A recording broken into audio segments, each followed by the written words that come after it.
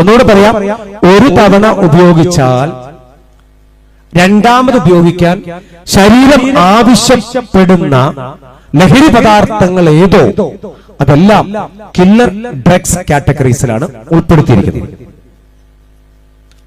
വീണ്ടുമുണ്ട്. അതുകൊണ്ട് തന്നെയാണ് പറയുന്നത്, യാതൊരു കാരണവശാലും കില്ലർ ഡ്രഗ്സ് കാറ്റഗറിയിലെ ഒരു ഡ്രഗും ഒരു മനുഷ്യനും തമാശയ്ക്ക് പോലോ പ്രേരണയാലോ ഒരു ഫസ്റ്റ് അറ്റംപ്റ്റ് പോലും നടത്താൻ പാടില്ലെന്ന് കർശനമായി national drug control society expert panel പൊതുസമൂഹത്തോട് ബോധ്യപ്പെടുത്തി. തമാശയ്ക്ക് പോലും ഫസ്റ്റ് ഡോസ് പോലും എടുത്ത് പരീക്ഷ നടത്തരുത്. എത്ര ശക്തമാനും പ്രബലനുമാണെങ്കിലും ആ ഒരു ഫസ്റ്റ് ഡോസിൽ അതിലേക്ക് അവൻ വീഴും. ഇനി കേട്ടോളൂ, അടുത്ത് കേട്ടോളൂ, അടുത്ത് പറയാം, അടുത്ത് കേട്ടോണം. എന്താണ് പാർട്ടി ഡ്രഗ്?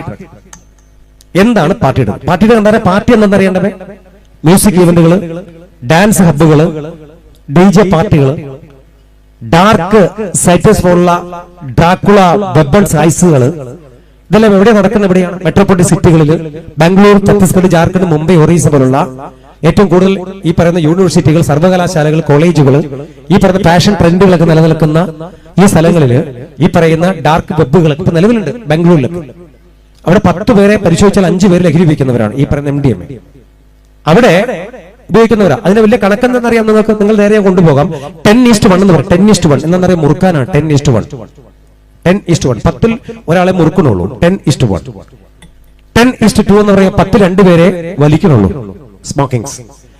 10:3 10ൽ 3 പേര് ഡ്രിങ്കിങ്, മദ്യപാനം. 10:4 എന്നറിയുമോ? ഹാൻഡ് സ്കൂൾ പോലുള്ള സൈക്കോട്രോപിക് സബ്സ്റ്റൻസ് കയ്യിൽ വെച്ച് തിരുമ്മി ചുണ്ടടി വെച്ചിട്ട് ആ ലഹരി ഉപയോഗിക്കും. മോസ്റ്റ് ഡേഞ്ചർ ആണ് അല്ലേ? Sub mucous oral fibrosis syndrome പോലുള്ള കടുത്ത ഈ രോഗം വരെ ക്യാൻസറിന്റെ മറ്റൊരു വേർഷനാണ് sub mucous oral fibrosis syndrome. എന്താ അസുഖത്തിന്റെ പേരെന്താ? മൃദുലമായ കോശഭാഗം ഇലാസ്റ്റിക സ്വഭാവം നശിച്ച് ഗാഢ സ്വഭാവത്തിലേക്ക് പരിവർത്തനം ചെയ്യും. പല്ലുകൾ ഇങ്ങനെ ചുണ്ടി താഴോട്ടാക്കിയാൽ പല്ലിനടിയിൽ വെളുത്ത പ്രതലം ഇങ്ങനെ കാണാൻ പറ്റും. ആ വെളുത്ത പ്രതലം പിന്നെ പല്ലുകളുടെ സപ്പോർട്ടിംഗ് മെറ്റീരിയൽസ് മോണകൾ താഴോട്ടിരിക്കും.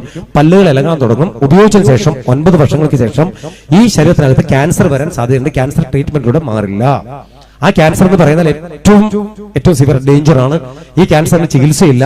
ആ ക്യാൻസർ വന്ന് മരിച്ച ഒരാളുടെ വീഡിയോ കാണണമെങ്കിൽ നിങ്ങൾ www.national drug control society ഔദ്യോഗിക സൈറ്റിൽ കയറിയിട്ടൊന്ന് സെർച്ച് ചെയ്താൽ മതി. ഗോപാൽ എന്ന് പറയുന്ന വ്യക്തിയുണ്ട്, വയനാട് വൈത്തിരി സ്വദേശിയാണ്. പല്ല് തേക്കുന്ന സമയത്ത് രാവിലെ എഴുന്നേറ്റ് ഗാനമേളയിൽ നല്ല രീതിയിൽ പാടുന്ന ചെറുപ്പക്കാരനായിരുന്നു ഗോപാലൻ. കലാഭമണിയുടെ കാലത്തൊക്കെ കലാഭമണിയുടെ ഒപ്പം സ്റ്റേജിൽ പാടിയ വ്യക്തിയായിരുന്നു. പക്ഷെ മരിച്ചുപോയി. ഗോപാലൻ പല്ല് ഇങ്ങനെ സ്പീഡ് തേക്കുന്നുണ്ട്. തേക്കുമ്പോൾ